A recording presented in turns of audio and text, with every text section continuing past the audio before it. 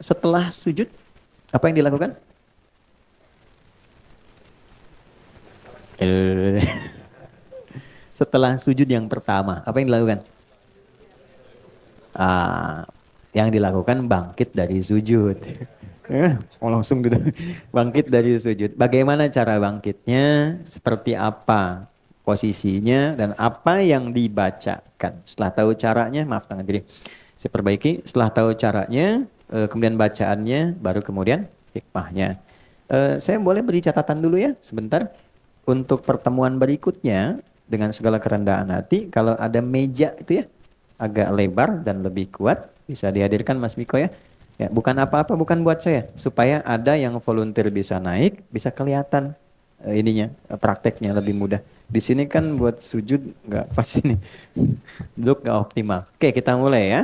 Untuk saat ini, sementara saya minta izin, ini saya geser dulu ke belakang sini, nggak usah berubah. Satu orang aja minta izin ke sini supaya tidak merubah saf. Bisa? Nggak apa-apa? Bisa ke belakang. Ke sini aja supaya saya juga jangan ke sana kan ini duduk ada orang duduk sini aja. Nah, oke ya. Ya. Nah, antum jangan kemana-mana, sini aja. Ini Ustaz berdiri di sini Ustaz. Izin ya, maaf ya. Nah, aman handphone aman. Udah, udah. Oh, ke sana Spanyol kiblat sini. Ya. Nah, izin sebentar. Di kamera mohon difokuskan ke praktek ini supaya lebih terlihat dengan baik ya. Mohon maaf sebesar-besarnya. Posisi sujud. Nah, beliau aliran dari lutut dulu, turun. Baik ya.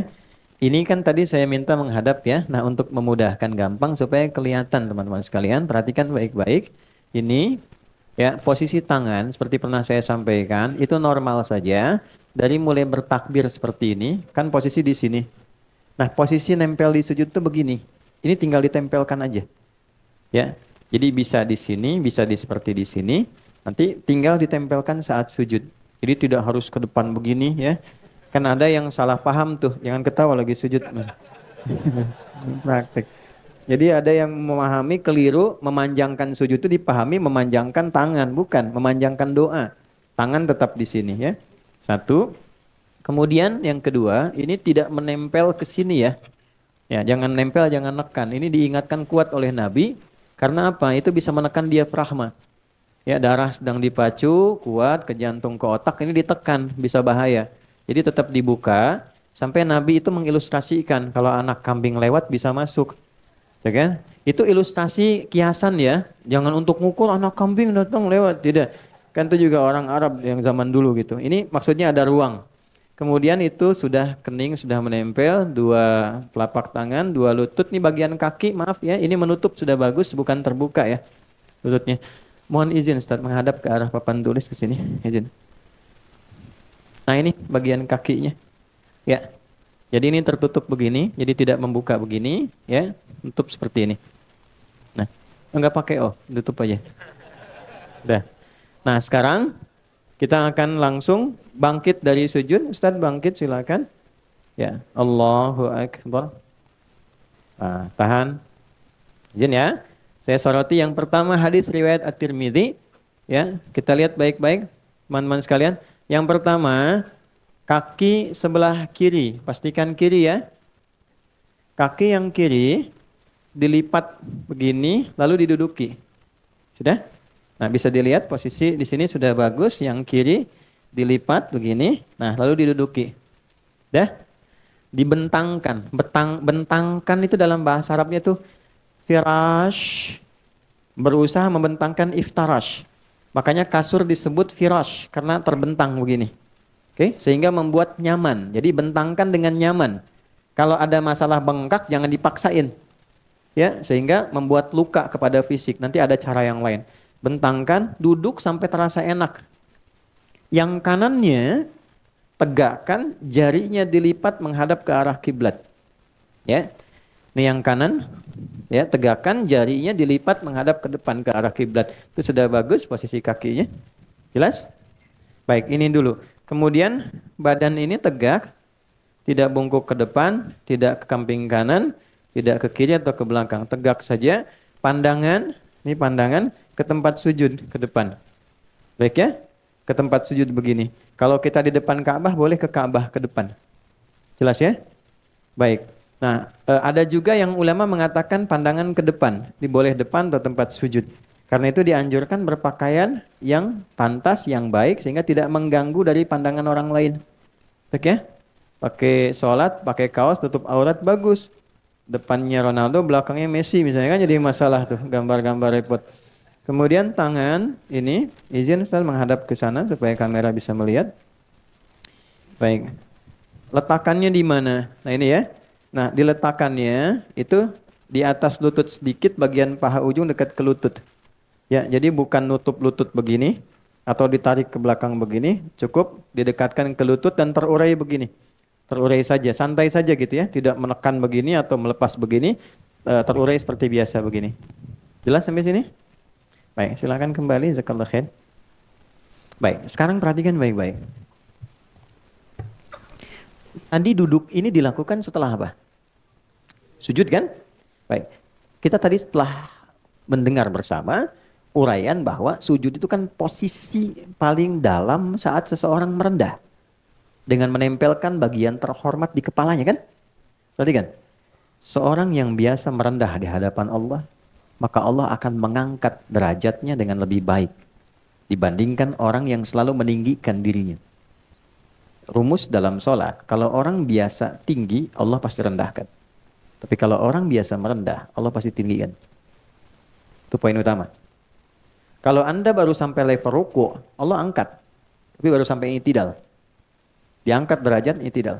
Tapi kalau Anda sudah bisa sujud, Allah angkat dalam posisi yang santai. Sambil duduk pun anugerah datang. Itulah sebabnya orang yang sujudnya baik dan sempurna, minimal akan diberikan pada keadaan dirinya 6 hal hadis riwayat Ibnu Abbas atau maksimal sampai 8 hal dalam kehidupannya. 1 ampunan, Rabbighfirli. 2 kasih sayang, warhamni. 3 penjagaan dari sifat buruk, wajburni. 4 diangkat derajatnya, warfa'ni. 5 diberikan limpahan rizki bahkan tak terbatas, warzuqni. 6 diberikan petunjuk dalam menjalani segala hal, wahdini. Ya, kemudian yang ke-7 diberikan penjagaan hadir dalam lingkungan yang sehat dan baik, wa'afini. Ke-8 dijaga dari perbuatan-perbuatan salah, fa'fu anni. Oke? 8. Bisa 6 dengan 2 bagian terakhir itu tidak dimunculkan karena terwakili dari yang sebelumnya, atau 8 dimunculkan lagi untuk penegasan sebagai penguat. Baik. Nah, jadi kalimat yang pertama setelah bangkit dari sujud kan diangkat ya, dapat anugerah. Inilah yang paling dahsyat. Di semua riwayat walaupun ada perbedaan urutan, tapi kalimat pertamanya sama. Rabbighfirli. Ada yang pakai Allahumma, yang 6 bacaan Allahumma firli. Allahumma gfirli, Rabbighfirli. Ini luar biasa secara etik, luar biasa.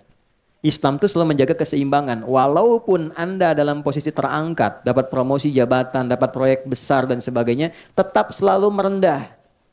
Untuk mengevaluasi diri. Jangan karena kedudukan terangkat, promosi, dapat proyek besar, merubah kebiasaan jadi nggak kenal kawan yang selama ini membantu. Nggak nyapa teman gitu. Stylenya berubah. Nggak apa-apa membentuk kepribadian yang lebih baik dengan posisi tinggi, tapi tetap humble itu penting. Karena itu Nabi ketika diinfokan di awal, kamu akan menaklukkan Mekah dengan begitu damai. Dan banyak orang masuk Islam, tapi bagian akhirnya itu indah.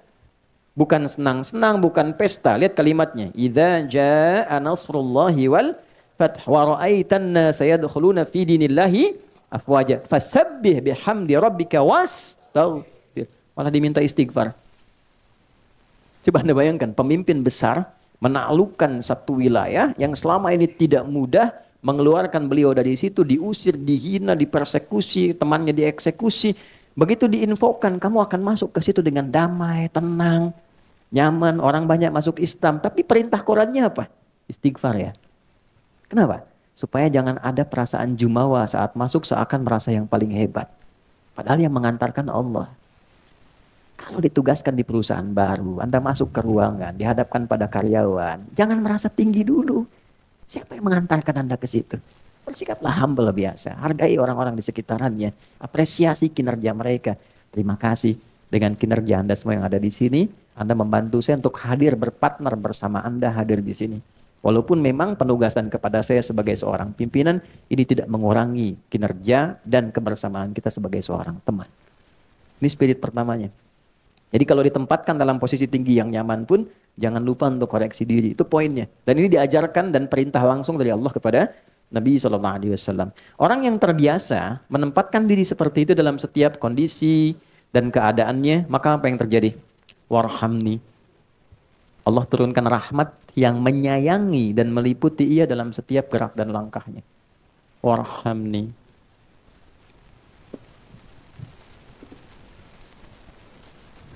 Rahmat itu artinya banyak ya. Satu, pengentas dari berbagai macam persoalan hidup. Bahasa kitanya solusi dari berbagai problematika kehidupan. Jadi Allah itu kalau pengen menyelesaikan masalah hambanya, diberikan rahmat dulu. Dengan rahmat itu solusi datang. Itu ditemukan di Quran surah kedua ayat 157. Ya, masalahnya di 156, 155, sabarnya 156, rahmatnya 157. Oke, dari 155, walanabluwannakum bisyai'im minal khaufi wal ju'i wa naqsim minal amwali wal anfusi wat thamarat wa basyiris sabirin. Hei yakini, sepanjang kau hidup punya harapan tertentu, aku pasti akan uji engkau yang hidup demi mewujudkan harapanmu. Satu, gelisah. Ya, gelisah itu termasuk ujian. Khawatir, gelisah.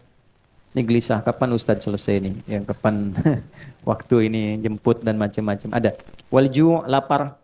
Ya, nih Dimas ini ada makan siangnya enggak nanti nih, ada snacknya enggak banyak. Wa naqsim minal amwal, harta berkurang, kemarin proyek bagus sekarang berkurang. Wal anfus, kadang sakit, ada rekan yang meninggal dan sebagainya. Wat thamarat, hasil kerja keras kita, proyek kita, tender kita kok diambil orang. Ya, itu ada yang saya koreksi sedikit, diterjemah diartikan buah-buahan. Saya agak kurang setuju dengan terjemahan itu. Karena agak rasa kurang adil. Kalau tukang buah saja, tukang sayur gimana gitu ya yang lainnya. Nah, ini maksudnya itu bahasa kiasan di balaghah. Buah-buahan itu kan orang nanam dulu dari benih, jadi pohon, keluar, kemudian sebagainya bunga. Jadi yang siap dipanen besok mangga udah jadi, besok mau panen, malamnya diambil orang. Anda nyiapkan studi, disusun proposal bagus, majukan tender. Anda harusnya menang, diserobot orang. Itu maksudnya. Hasil kerja keras kita diambil orang. Wabasyiris sabirin. Gembiralah, berbahagialah orang sabar. Ini menarik ya. Ada orang dikasih masalah malah senang. Tuh, bisa nggak sampai ke level itu?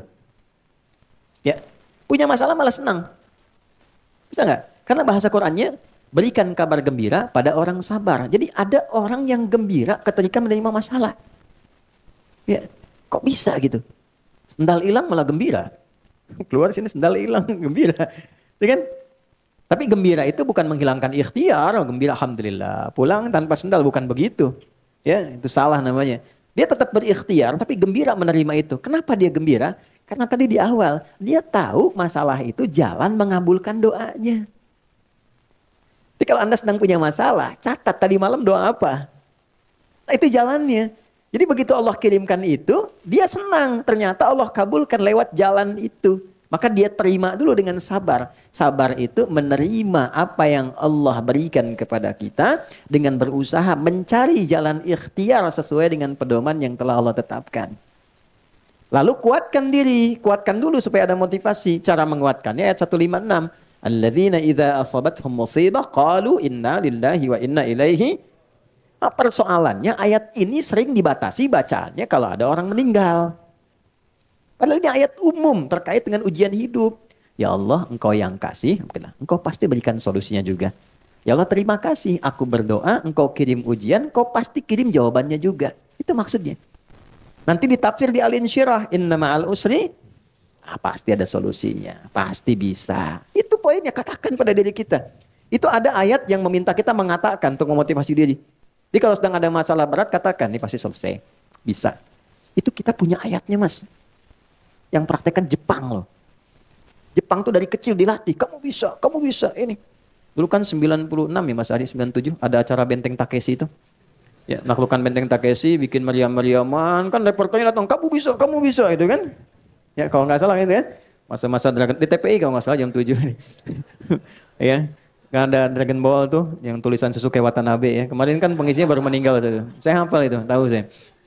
Ya Piccolo kan yang Kamehameha terus ada atasnya. Tapi saya nggak banyak nonton, cuman ini aja tahu ini gambaran. Tapi saya melihat bahwa ini fitrah manusia. Kan kalau sudah di Kamehameha itu mati, terus di atasnya kan ada bulatan ya. Bulatan itu kan sukun. Sukun itu kan bulat, sukun itu kan tenang. Jadi kalau meninggal, usahakan pulangnya tenang. Ya ayat Tuhan nafsul mut, hei jiwa-jiwa yang tenang. Fitrah itu nggak bisa dihindari, nggak bisa dihindari. Ya perubahan apapun melahirkan kebaikan. Sensei ya kalau pindah beralih itu kan pasti jadi, udah nih, kebanyakan. Dah sini aja nih, dah. Nah kalau sudah terasa motivasi diri kita, baru ayat 7-nya. Ulaika alaihim salawatum min rabbihim. Orang-orang yang selalu memotivasi diri ketika diuji, itu dipuji oleh Allah. Karena dia menerima itu dan meyakini sebagai pemberian Allah. Dipuji. Anda dipuji pimpinan, tokoh besar. Di Indonesia begitu senangnya. Kenapa nggak senang dipuji Allah? Ya? Setelah dapat pujian, warahmah. Ulaika alaihim salawatum min rabbihim warahmah. Ini dikasih rahmat. Begitu rahmat diberikan, wa ulaika humul muhtadun. Dibimbing oleh Allah untuk mendapatkan solusi. Jadi orang-orang yang sujudnya benar, ketika bangkit dari sujud, di antara anugerah terbesarnya adalah Allah selalu menghadirkan solusi dalam setiap masalah hidupnya. Gitu. Makanya seakan-akan gak punya masalah. Padahal hidupnya banyak persoalannya. Tapi Allah sudah ringankan sebelum dia dapatkan. Karena sujudnya banyak. Tawakalnya banyak. Apa dikira jadi ustadz itu gak punya masalah? Tidak. Masalah antum kan diserahkan ke saya juga. Nanti habis ini pertanyaan tuh. Saya sebelum ke sini dapat kertas, baru datang kertas banyak tuh, masalah semua tuh. Soal rumah tangga orang, kreditan motor, riba ini, macam-macam, sampai masalah-masalah yang spesifik. Ya, nah itu hal-hal demikian, insya Allah Allah ringankan. Sepanjang apa? Terkoneksi sama Allah. Yang punya solusi Allah, yang punya rezeki Allah, yang punya ketenangan Allah. Kenapa nggak kita sambungkan diri kita dalam sujud? Nggak ada yang paling enak di dalam sujud. Punya persoalan, ambil wudhu, hadap kiblat, sholat, sujud. Tumpahkan, gak apa-apa, nangis gak apa-apa, tumpahkan. Keluar enak. Udah itu tenang. Allah tuh ngasih tenang dulu sebelum solusi. Itu pasti tenang dulu. Kalau sudah tenang, jiwanya nyaman. Jiwa yang tenang melahirkan kreativitas yang cemerlang. Catat tuh, bikin status.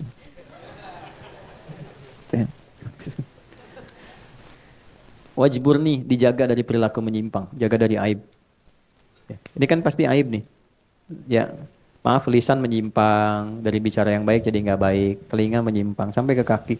Nah itu orang yang rajin sujudnya bagus, dijaga oleh Allah supaya konsisten berusaha dalam kebaikan. Ya, Rabbighfirli warhamni wajburni warfa'ni, diangkat derajat dengan cara yang baik. Diangkat derajat itu caranya macam-macam Allah itu. Ya, kadang-kadang nggak tampak, nanti cerita temannya. Ya, teman-teman musisi nggak tahu kalau ini tuh walaupun sudah nggak sama-sama tapi royaltinya masih dikasih gini. Dia nggak pernah cerita, tapi orang lain cerita. Sehingga pamornya baik, apresiasinya baik, macam-macam. Gitu kan? Ada ternyata unsur sudah naik, perusahaan bagus, dia suka perhatian, termak begini. Dia nggak cerita, tapi orang cerita. Diangkat derajatnya.